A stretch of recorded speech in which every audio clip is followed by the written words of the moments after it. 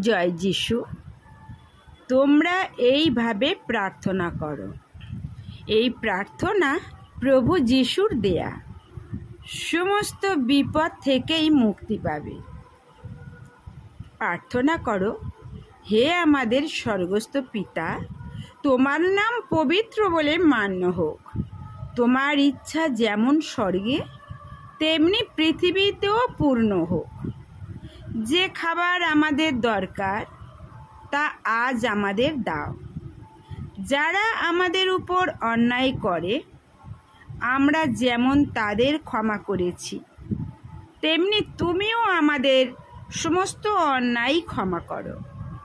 শয়তানের পরীক্ষায় আমাদের পড়তে দিও না, বরং তার হাত থেকে আমাদের রক্ষা করো। যেহেতু তোমার রাজ্য আসুক, তোমার ইচ্ছা সিদ্ধ হোক, তোমারই মহিমা যুগে যুগে। আমেন। এই পর্যন্ত তোমরা প্রার্থনা করো। এবার দেখো, প্রভু বলেছেন, তোমরা যদি অন্যদের দোষ ক্ষমা করো তবে তোমাদের স্বর্গস্থ পিতা তোমাদেরও ক্ষমা করবেন।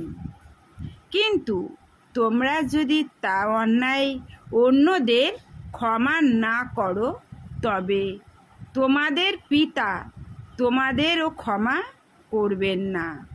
জয় যিশু।